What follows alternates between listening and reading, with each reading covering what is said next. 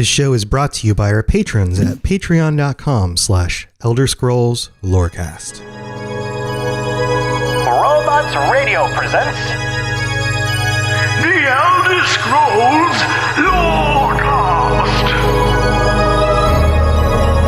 Welcome to the Elder Scrolls Lorecast, a place where the Elder Scrolls community can come together to discuss the boundaries of our knowledge about the universe of the Elder Scrolls.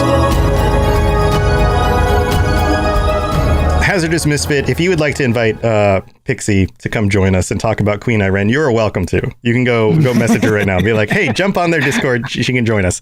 Welcome, everybody, to the Elder Scrolls Lorecast. I'm your host, Tom, or Robots, and it is another week. It is another Thursday night, 9 p.m. Eastern, 6 p.m. Pacific at twitch.tv/Robots Radio, where we are talking about the Elder Scrolls, and specifically the Elder Scrolls Online, and our third of the leaders of the current groups that are vying for power in Tamriel. And with me, as always, is Lotus of Doom. Welcome, Lotus. How's it going? Hello. I'm doing pretty well.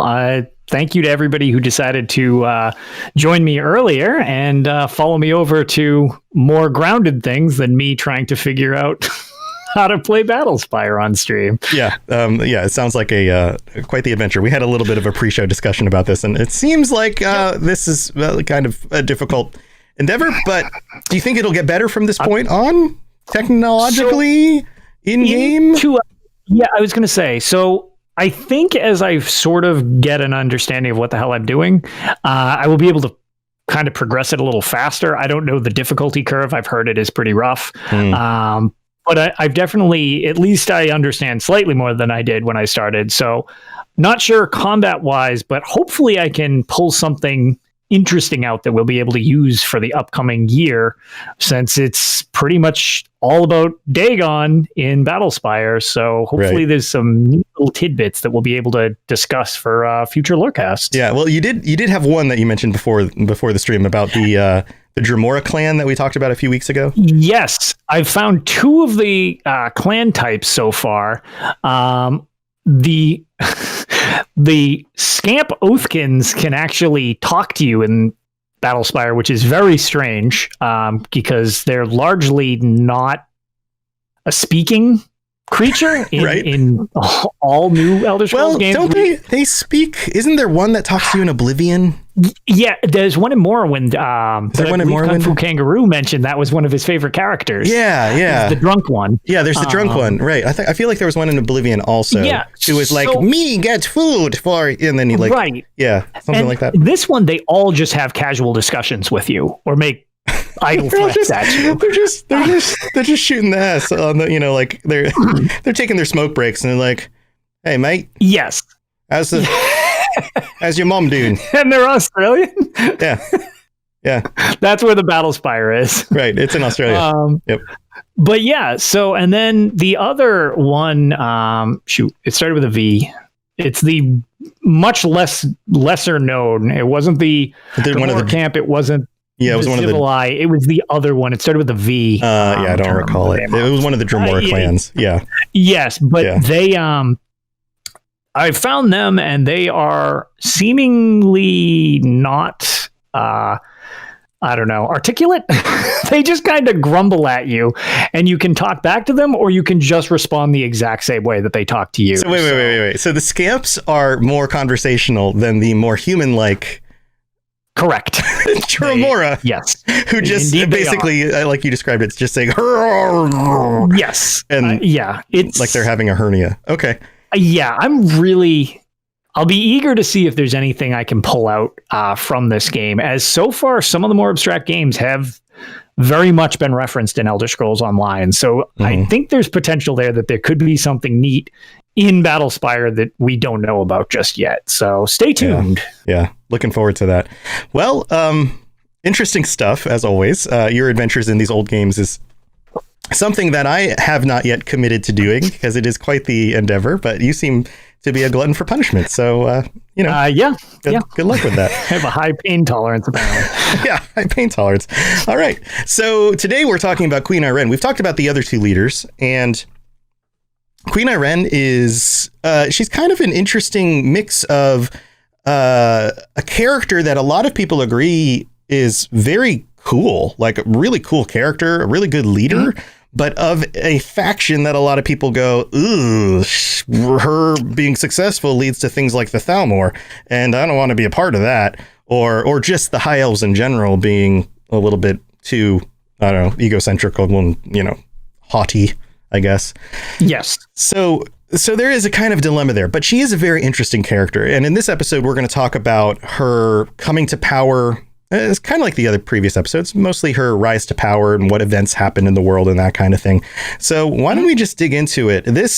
For this episode, I've actually just pulled the main document that we have in the games that is basically everything we know about her rise to power. Because this is most of it, other than conversational stuff that you hear other people talk about, which is very similar to the information in this document. This book is basically it. There's not a whole lot else there, and so much of it is shrouded in mystery, which we'll get to in a little bit. This is called Ayrenn, the Unforeseen Queen by Headmaster Tannion of the College of Aldmeri Propriety, a biographical book on Queen Ayrenn of Alinor.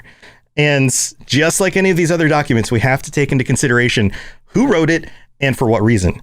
Just like any document written in the real world, right? Everybody has a reason for doing something and they all have a perspective. So this is Headmaster Tannion of the College of Admeri Propriety, right? Like this is clearly a government sanctioned document that is basically putting her out there as this is the rightful leader. She should be our leader. She's an amazing person for these reasons. And this is why. Thanks for the that kind of thing. So we know right from the bat that that's where we're going with this. So let's just dig right in. We're going to read through this whole thing. It's not too long, but it will shed a lot of light on who she is personally. So it starts out and says, some of our Bosmeri and Khajiit students have come under a misapprehension, repeating the canard that not all the Altmer of Somerset are united behind our glorious Queen Ayrenn. So straight off the bat, like, why did you write this? This is propaganda. That's what this is that we are now uniting these three groups, the Bosmer, the Khajiit, and the Altmer, and we need to make sure that they understand that we are all behind the Queen, right? So just take that for what it is. And goes on, it says, nothing could be further from the truth. We High Elves have a penchant for witticisms and wordplay that can sometimes be misinterpreted by those newly exposed to our ancient and refined culture. To set the matter straight, I've assembled this brief introduction to our beloved Queen of Alinor, intending to tell her story in a simple, direct fashion that can be understood even by our new allies in the Aldmeri Dominion. Well, how nice of them.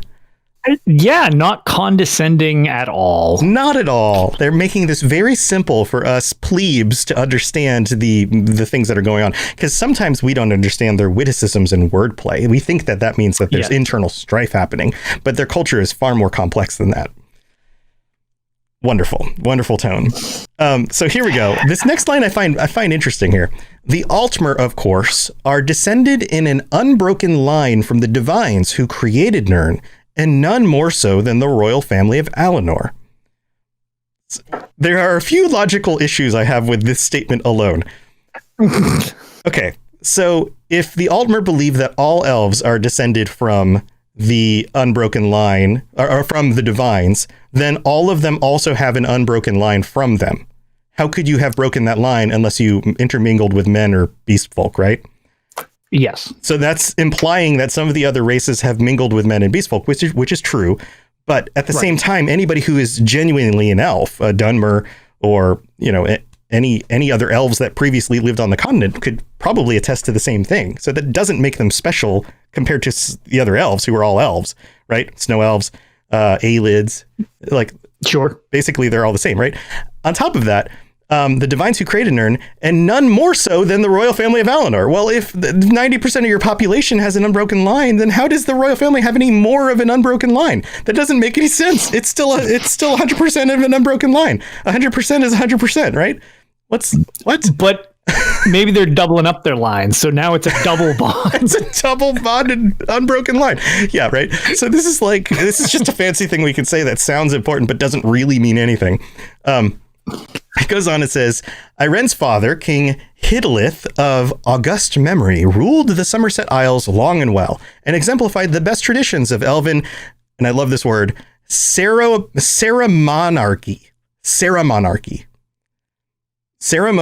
and monarchy combined together. Sure. And they use this word again later, ceremonarchy. So it's as if the monarchy itself is celebrated. It's a celebratory thing or something like that. I've never seen this word before. I don't know really what it even means. I don't recognize that word either.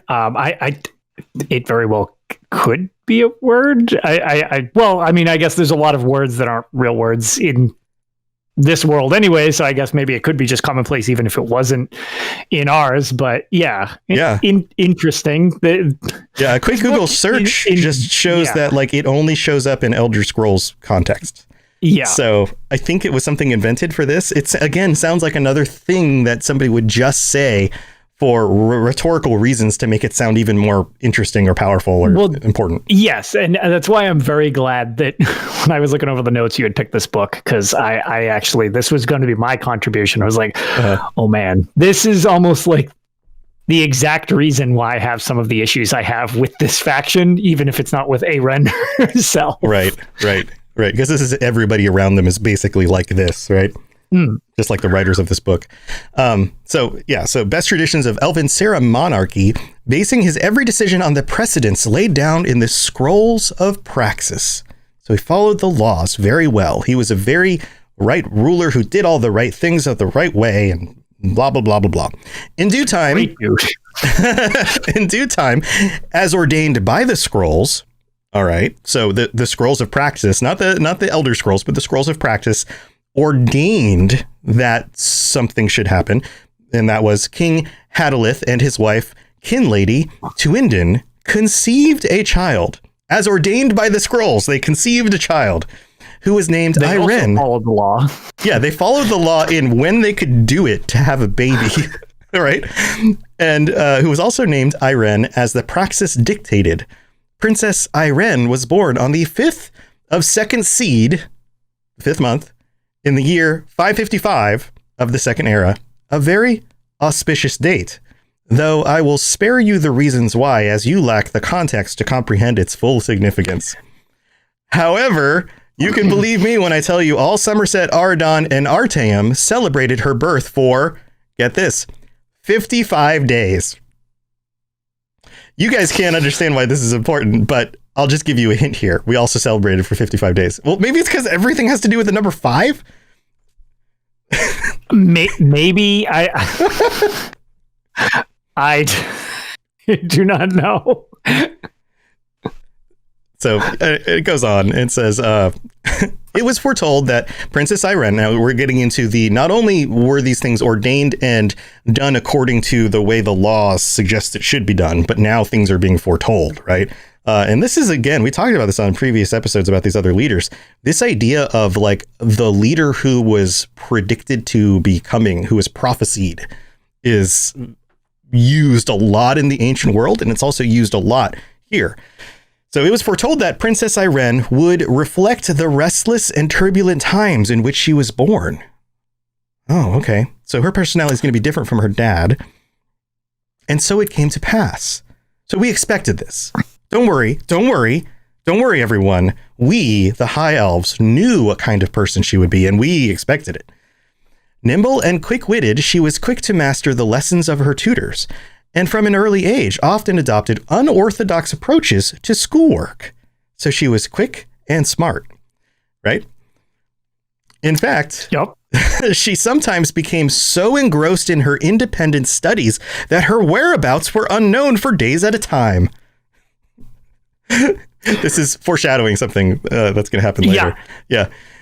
She would often return from these field trips, not like, notice the terminology here. Like a field trip is something that is planned and often you have teachers or chaperones who come with you and take care of these things. And right? there's an educational connotation behind it. It's like you're not just doing this to get time off, you're doing this to further your knowledge. Or to which just go have she fun. would always be doing. Right. It's like, oh, this is something enriching to you. Right. Like she didn't just like have a flight of fancy and just hook up with some Nord across the continent somewhere and then come back. Like, no, these were field trips. Right.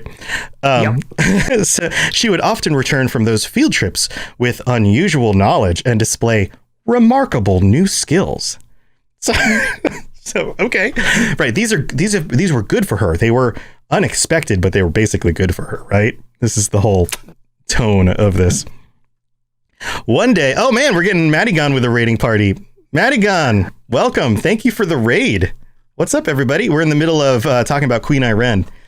So it goes on and says, one day in Evening Star of the year 573, the entire royal family in Alinor gathered at the Crystal Tower to celebrate Ayrenn's matriculation to the Sapiarch's Labyrinth. So this is part of the ceremony that they do when they bring a new leader into power.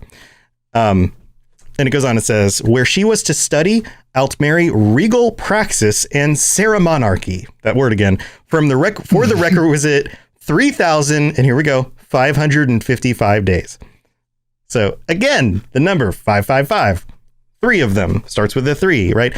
What's also interesting about the numbers in this, and this is another one of those things that if you study real world religions, especially the Judeo-Christian use of numbers in the Bible, the Hebrews had a very, very interesting use of numbers.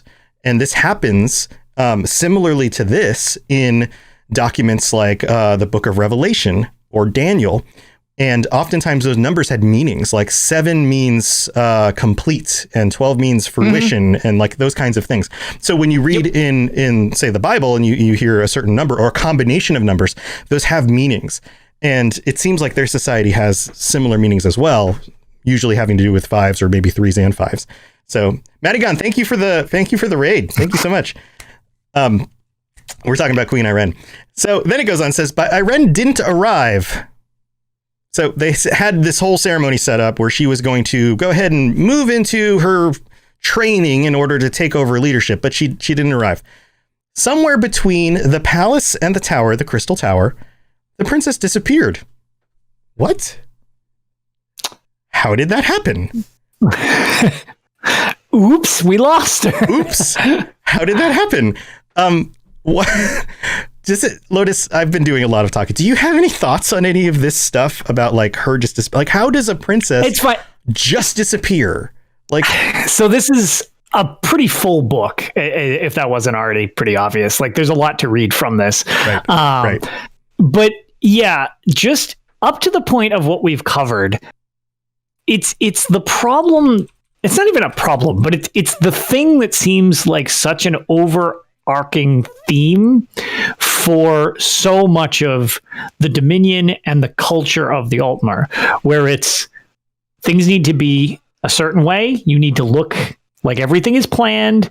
And right out the gate, Ayrenn kind of doesn't fit this mold. Like she's doing her own thing, which is, it's not creative. It's not good in their culture. It's like, well, what's she doing? Why is she being weird? Why isn't she doing what she's supposed to be doing?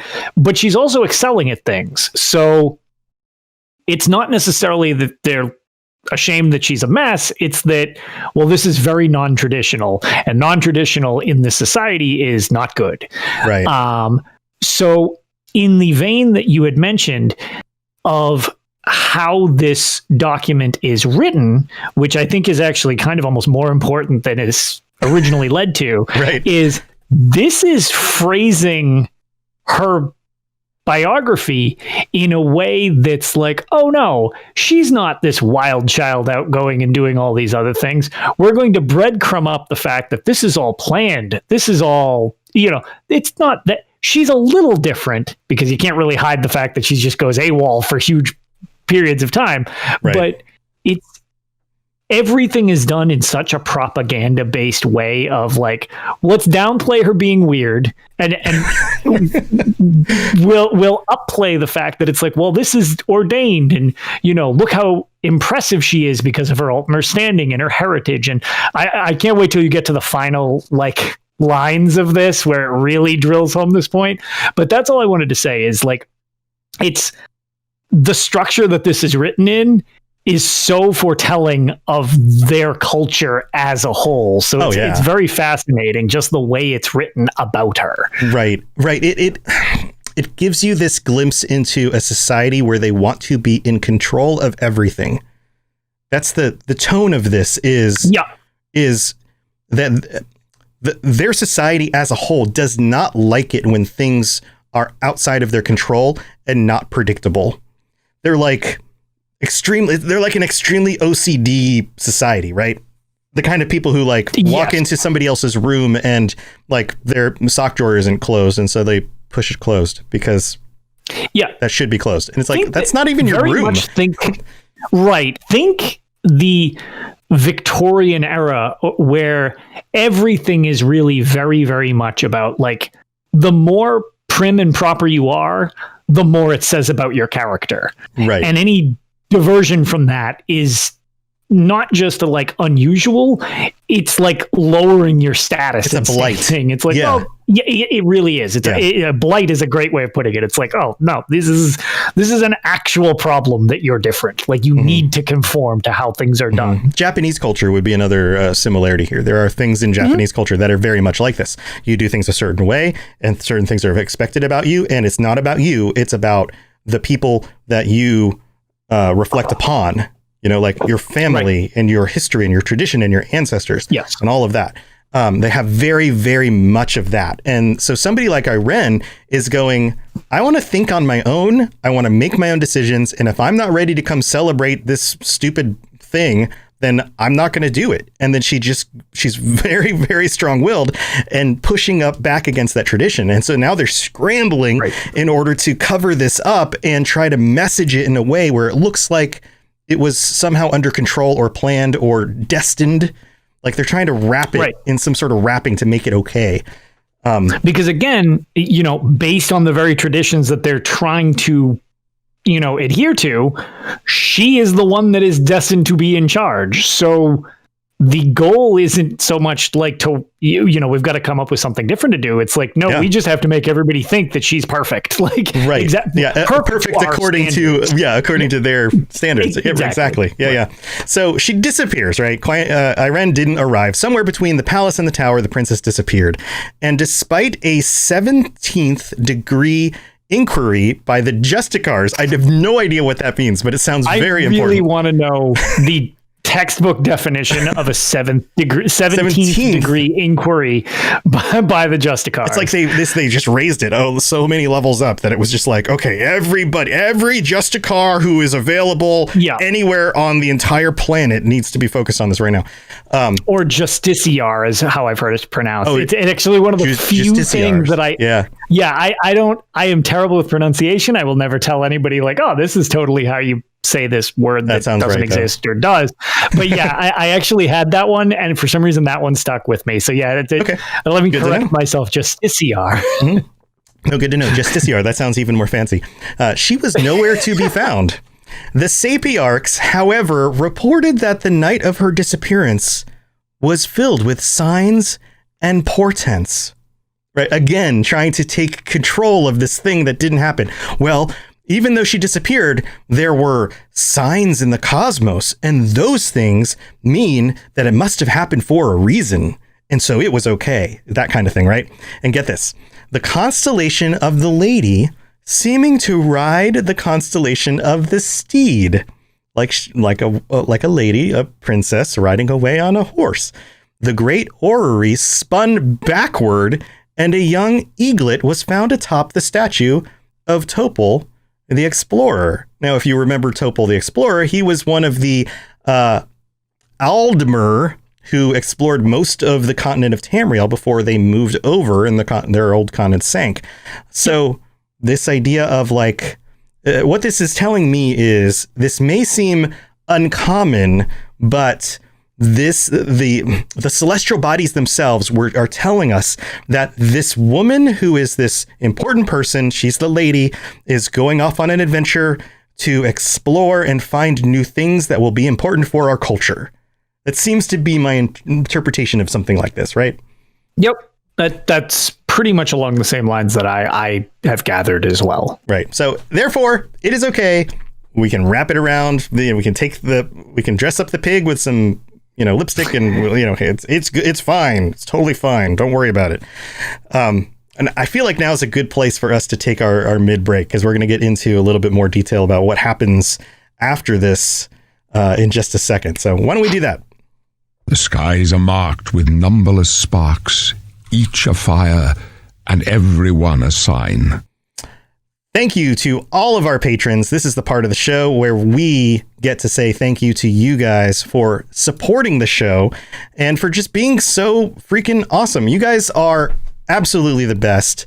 We have a patron-only episode coming up in just a week. Let me look at the date here. The 28th. So on the 28th at this time period, 9 p.m. Eastern, 6 p.m. Pacific, we will be chatting with our patrons. And I don't believe we've come up with a specific topic yet, but that is in the works. And if you would like to be part of that, then you are welcome to join us. You can either sign up or upgrade to a tier 4 or higher patron on patreon.com/Elder Scrolls Lorecast in order to do that.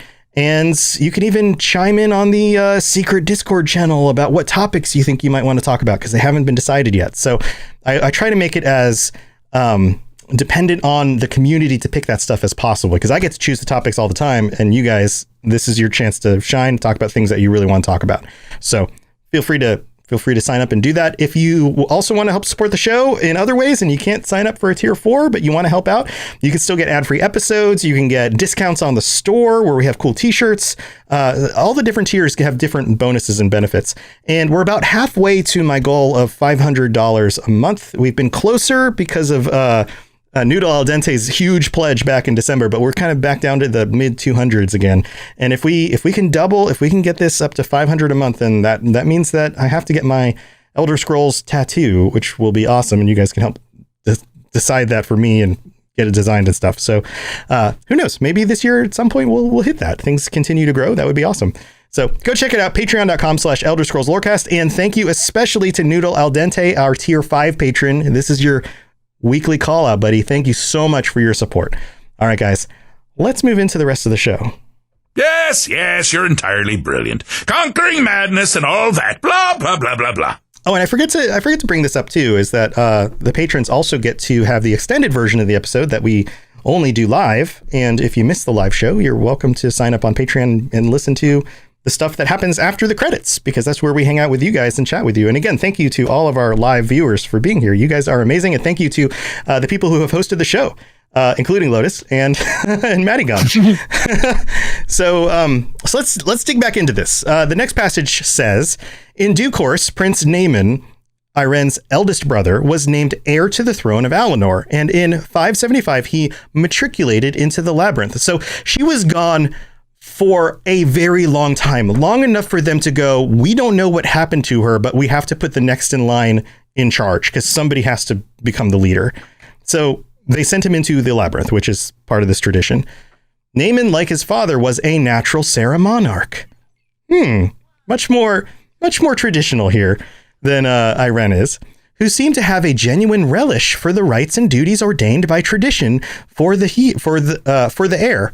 Indeed, when King Hiddleth ascended to Aetherius in the year 580, notice they didn't say die or passed away, ascended to Aetherius in the year 580, Prince Naaman immediately began preparing to speak the 88-day coronation liturgy that would elevate him to the throne in his father's place. 88 days. They're traditional events to move somebody into the throne. It's to actually take charge. 88 days. So just before we move on from that real quick, in a situation of, I don't know, where you don't have 88 days available, say your previous leader ascended quicker than planned. Right. Unforeseen ascension. It's just like catapulted into Aetherius. Yeah, got it. Or something along those lines. Yeah. Imagine like what it's like. Well, it looks like we need to just be in turmoil until we like. It's one of those situations where excessive pomp and circumstance in a time where you don't have time for that type of elaborate everything, like what a mess to deal with. Yeah, I'm sure somebody steps up and makes decisions during that time, but it seems like a ridiculous amount of time. It really is. And I mean, they've got the longer lifespans and stuff, but it seems funny that it's so elaborate that they basically would need to fast track a way around their own situation because it would be so convoluted in and of itself. So it's just... It's very funny to think of how methodical everything is, and everything's got to be just right and just so for these situations. Yeah. Now, and this, again, actually has real world connections. Like you talk about like British tradition, or even like the ancient Romans, or the Pope. Like there were times where you would, like, the aristocracy would celebrate a special occasion by going for weeks, like having events that ran for weeks, and people would just pick up and they would travel, and then they would spend a few weeks at somebody's like fancy estate in order to celebrate the occasion or whatever. And then they would travel home because they were the aristocracy and they could do that. Right. And like this in and of itself, that's almost a show of just like, look how much we have that we can just frivol about doing these things because we're so important. It's, right. And yet talk about how important it is to take all the time we need in order to accomplish that. Yeah, exactly. Yeah. Exactly. It's an interesting situation. Yeah. Yeah. So let's see. It goes on. So speak to 88-day coronation liturgy that would elevate him to the throne of his father's place. Then, on a day unheralded, so by surprise, the unforeseen occurred. A surprise occurred. Word came from Port Valen on the continent that Princess Ayrenn was on her way to Aradon by swan ship. So, of course, the princess hears her father has passed away. Her brother is about to actually take control of the empire, or whatever they're calling it at the time.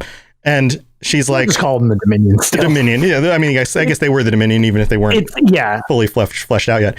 And she's like, oh, snap. All right. I guess I should go back and be the leader.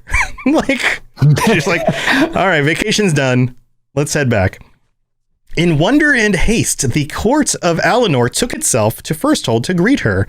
So, of course, that means in wonder and haste. Like, imagine all of these high elves. They're like, son of a...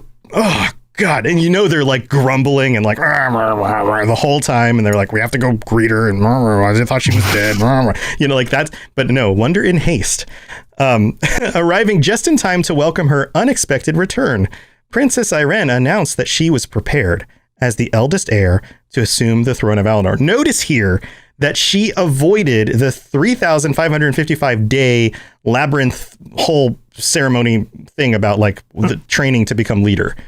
So she basically was like, I'm not doing that stuff, guys. I'm gonna go do my own thing. And then when it was time and there was no more time left to send her through all of that, she was like, oh, by the way, still alive. Guess I'm the leader, huh?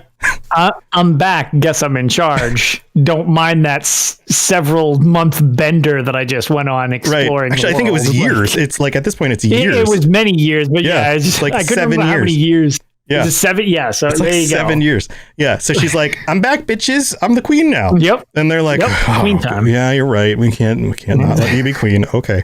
And the High Justiciar affirmed that such was indeed her right. So the situation. You can picture this in your head.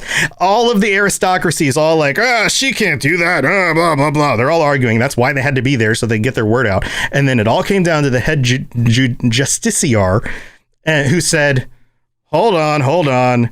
No. This is her right. This is the law. We have to follow it. And everyone's like, son of a... And they're like, fine. And then at that point they're like, okay, we have to get behind her, right? But that's not how this document notes it. but you know that's what happened. You do, especially as you delve more into, without overtly spoiling anything, as you delve more into the actual storyline into Elder Scrolls Online when you play through the Dominion, you kind of get more of that. Yeah, there's a lot of division and a lot of people who feel miffed about the way all of this came about. So you get some glimpse into that. It goes on and says, she was crowned Queen Ayrenn on the 7th of Frostfall in the year 580. Now, some of you may heard wild tales about Princess Ayrenn's adventures during her time away from Somerset.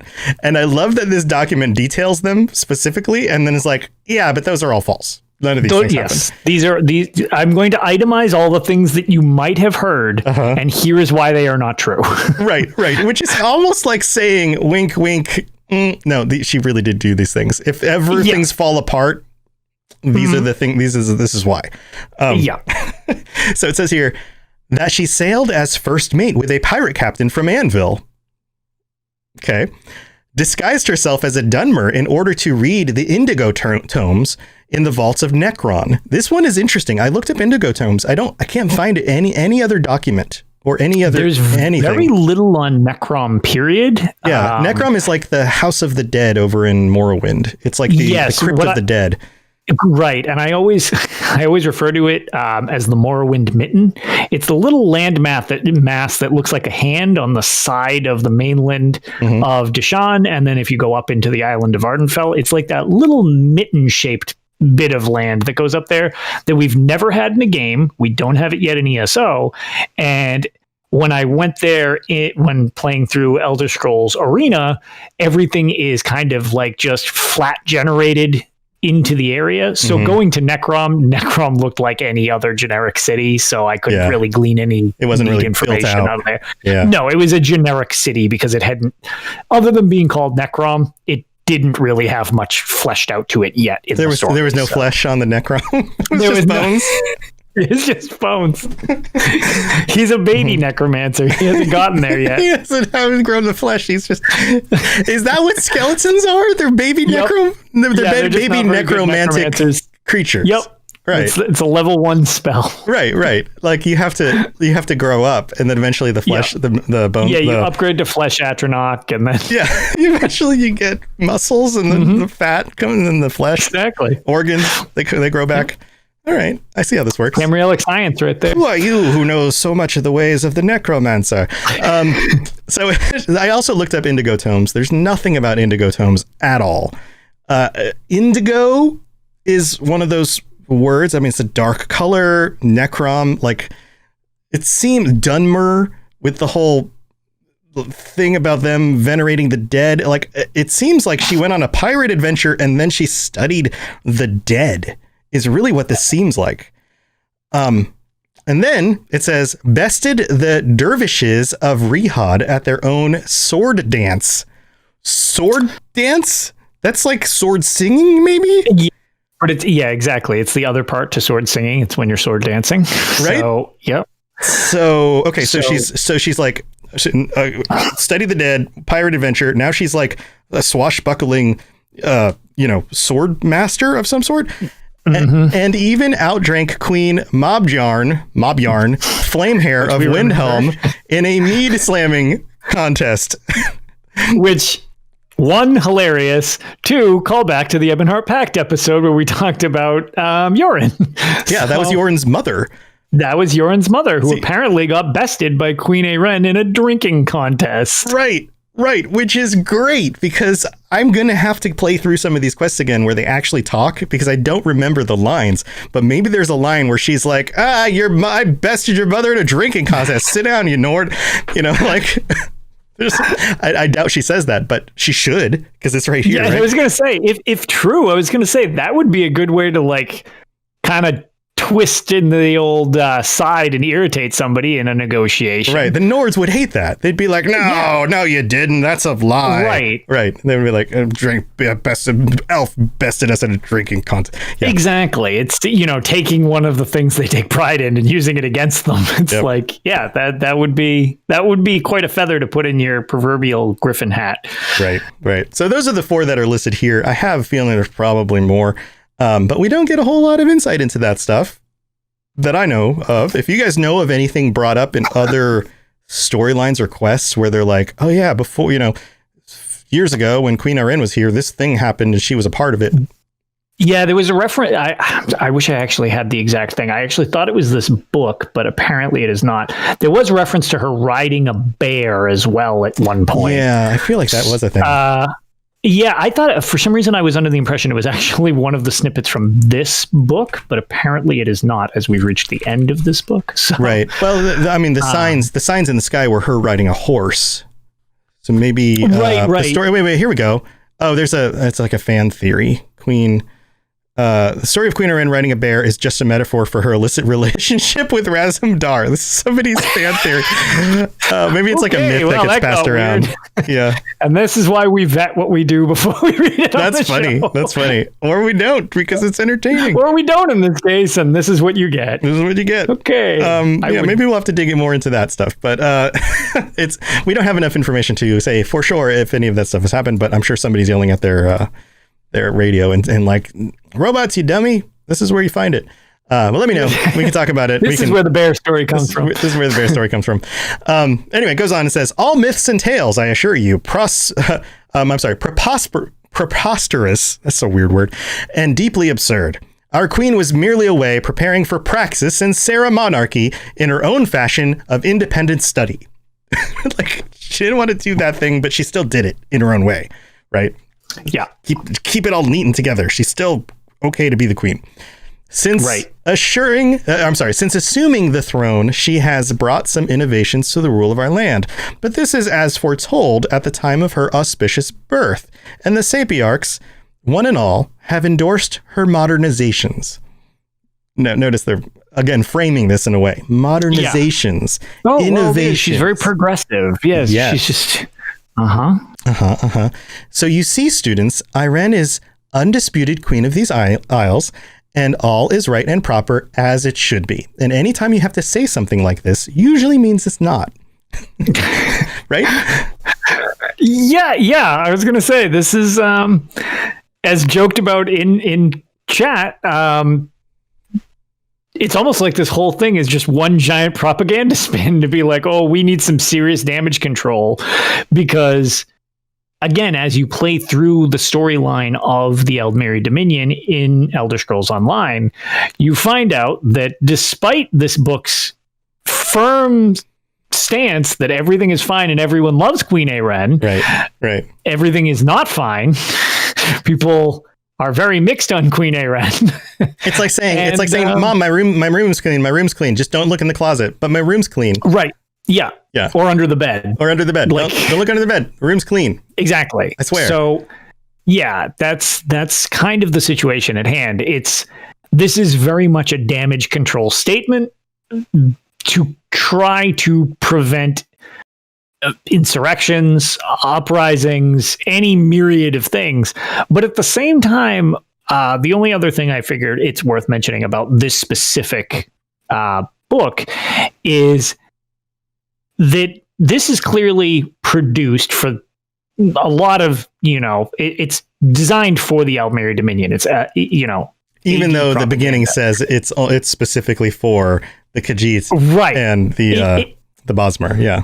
Right. But it's like, you can tell it's designed for anyone in the Dominion. We're like, all right, please calm down. Like, don't go questioning all this. But then on the flip side, an interesting way of trying to, how can I put this? An interesting way of trying to appease different groups within a faction, immediately demeaning them to start your statement is probably not the best way to do it. But it totally makes sense that it's not for them, right? It's actually for. It's like me, like chiming. Like, let's say my son does something good, right? But my wife wasn't in the room, and then I'm like, when she walks in the room, I purposely say, "Oliver, you did such a good job helping clean the dishes," so that my wife knows that he helped out. Like it's like doing that. It's, you know what I'm saying? Yeah. It's similar in that, like, the person you're talking to is not really the person you're talking to. You're actually talking to somebody else. Right. Yeah. So I could probably do a better example of that. But it's very clearly for the rest of the elves who it's trying to justify, like, no, this is okay. Everything's fine. It's okay. Don't worry about it. Yes, Prince Naemon definitely fits the bill with this. He would have been a great leader, but but yeah, but we did. That's not how, everything dictates. So we're going to be very pleased with the reasonable situation we have at hand. So right. And as we know, I think the most important thing about her decisions, and probably the most controversial, is the opening of the borders for trade and travel. And this is what sets off the whole Somerset expansion to ESO, is this idea that, like, the borders are now open, anybody can come visit, and you very quickly, if you are somebody from a different race visiting Somerset, will hear mumblings from the high elves that you meet about how terrible this decision is, or how much they don't agree with it, or how horrible and lesser the other races are, and all of that stuff. Exactly.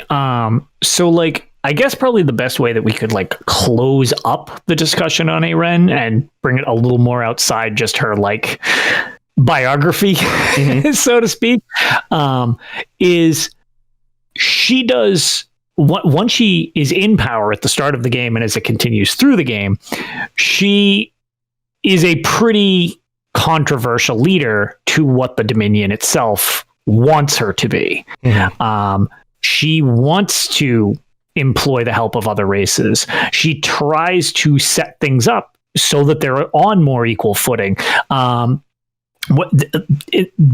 capital for the Aldmeri Dominion is centered around Eldenroot in order to help with the word escapes me all of a sudden. To help with relations with the Bosmer. It's like, you would think it would be somewhere in Alinor or something, any one of the Somerset Isles, but instead she gives a little, like, that's not really taken too well, of course. Yeah. But, referencing the Main is employing Razumdar in her guard, who is a Khajiit. Like, he's one of the eyes of the Queen. Like, that's basically her secret service. But she is definitely more open-minded, even though she feels this is her right to be there and everything like that, and has some precedence in being an Altmer. She's definitely much more open-minded and, as they refer to her, progressive ideas, which does make her much more likable. And she's almost, and it's why I find the Aldmeri Dominion such an interesting enemy, since they are not my faction of choice, where there's so much division amongst those who are okay with acceptance of others and those who are just like, no, this is not tradition, we're doing everything wrong and this is awful. So it's quite a rift within their own alliance, based solely on the fact that you either kind of follow the thinkings of, let's move forward and unite, and then we'll make this overarching empire, or we need to dominate everybody and there are no questions. So right. It's a very big philosophical change, right? It is, like, from where everything was going. And I do have another similarity in history where this actually occurred in ancient Egypt. We know that the pharaohs worshipped many gods, and they had a very long reign. Like, if you think about ancient Egypt, was like it went on for 3,000 years or something. Like, that is ridiculous. Like, the beginning of the Egyptian period would have started, if we were in the Egyptian period today, at the end of the Egyptian period would have started 1000 BCE. Like, that's boggling to think of your civilization being that old. But back in the middle, or towards the middle to end of the Egyptian period, Amenhotep IV was the pharaoh and decided to only worship one god, changed the capital to another location, and eventually was murdered and then erased as best as they could from history. And then basically the aristocracy was like, nope. This is like, he went, I'm going to go philosophically in a different direction. I'm the pharaoh. I can do that. Did it. And then eventually was removed and erased from history. And then everyone went back to the way things were before and kept going like nothing happened. And it seems very similar to the kind of situation we have here with Ayrenn. Indeed. Yeah. So again, some really cool parallels between things that happen in the real world and things that happen in Elder Scrolls Online, which, of course, we know that, the creators and the people writing these are very educated in a lot of these things. And it also makes sense. Like, people are people, right? Whether you're elves or, Khajiit or whatever. Sure. We're all people, right? They all have emotions and motivation, and like, it doesn't matter if you're human or not in these stories because they're all people.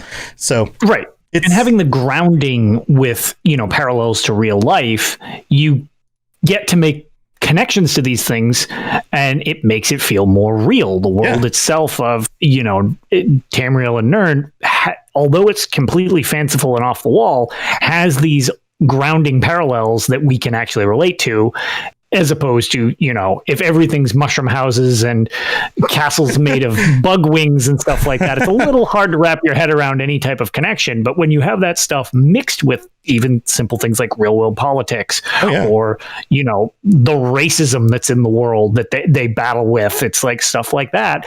It's like most people will find something that they've experienced or can connect to, and it makes it feel more real as a part of fiction. Yeah. So again, it's really cool. I love doing these character studies. I think we're going to continue with some of these. I was thinking, since we just finished Ayrenn, Razum-Dar might be a really cool character to dig into next week. Yeah, we could always do the big three support characters. Yeah. Between Razum-Dar, Naryu, and Darian Gautier. And they're all distinct and different, but badasses in their own ways. So correct. I think it might be really cool to dig into those and look at the parallels, and yet some of the differences, how they connect with the leader that they're supporting, how they don't. I think there's a lot more going on there too. So maybe we'll move into that stuff. But next week is the patron episode, and we'll be doing that next week. So just a reminder, if you want to join us, come join us. And then maybe next month we'll be diving into some of these other characters. So again, cool stuff, Lotus. Thank you for joining me again. This is always fun. My pleasure. It's always fun to talk about this stuff. And everybody who's in chat, thank you for being here. And do you have anything else going on other than, ridiculous games playing on stream? Anything else you want to talk about? Tales of Tamriel doing anything cool? I was going to say we'll be doing an episode this coming week over on Dungeon Crawler Network. If you have interest in the other show that I'm part of, Tales of Tamriel, getting ready for the big reveal on Tuesday, where we find out more about the Gates of Oblivion and everything. Just to give, I guess, a grounding in time period, because this will be irrelevant, I assume, later on if you listen to this episode back in time. But they had a reveal of that very cool teaser where we will also be seeing what appears to be a Noble's Chair Elder Scrolls gaming chair. Yes. I am very excited to see that. It's the same company that does the Fallout one. Yes, it which is. I hear is very high quality. And I almost got it. And then I didn't. I joked that the only reason I would ever give up mine, which I love my chair, is I was like, well, I don't know. I guess if they did like my favorite franchise, I'd probably do it. And then they did Fallout, and I was like, oh, I really like Fallout, but I was like, not feeling it. And the Doom one looks really cool, but Doom's more of just like, I really like Doom, but it's not like that one. Hold on, that one looks really, really cool, and it has like awesome. It has like these like runes on the back. There's like demonic runes. The power runes. I can't get that one because my father-in-law will think I'm like off the deep end worshiping Satan or something. So okay. So if this one has Daedric letters down the side of maybe it, I can't get it either. Oh no! Oh, he's gonna think I'm some devil worshiper. I'm just like, no, I'm killing the devils. You don't understand. I'm killing them. They're bad. They fear me. I'm the Doomslayer. Mehrunes Dagon may look like Satan with 4 arms and 35 feet tall, but I'm punching him in the face. somehow. But yeah. Somehow. Yeah. I'm hitting his toes really hard. Yeah. So I'm pretty excited for yeah, pretty excited for the reveal. So we'll have lots to talk about next week, actually. Yeah. I guess maybe we could do that for the Patreon episode, being that it will be like 2 days later. Yeah, that might be a really good topic for us all to talk about what we're expecting and our impressions of it. So yeah, that very well could be it for sure. No, otherwise I was going to say I'm just streaming when I get the chance. And that's pretty much it. I'm hoping to get some more information for us going forward out of some of these Elder Scrolls games. The eldest of Scrolls games. The eldest of Scrolls. The eldest of Scrolls. Did you mention me, the oldest man? No, oldest man. I did not mention you. Awesome. Well, cool stuff. Let's see. I've got my normal stuff going on. I'm working during the days, streaming while I work. And so if you're looking for a work buddy to chat with or, just hang out, whatever, come by my stream. I've been editing the episodes down for audio and video, and then also hanging out a bit, chatting with you guys and playing games usually when I get done. So during the days, if you're looking for somebody to hang out with while you work or whatever, come on by. I'll be here. All right. I think that's it for this episode. Everybody have a wonderful rest of your week. Enjoy the big reveal, and we will talk to you again next week. And until then, I don't know, find a horse and ride into, the sunset, become a pirate and go explore the dead or something. I don't know, but be careful about it and then come back and take your throne. All right, guys, we'll see you. Bye, everybody. Thanks for listening to the Elder Scrolls Lorecast. If you have something you'd like to contribute to the show, please reach out to us at elderscrollslorecast@gmail.com or on Twitter @ESO Lorecast. I really appreciate you listening, and I'd love to hear from you soon. You've been listening to a Robots Radio podcast. Smart shows for interesting people. Check out all the shows at robotsradio.net.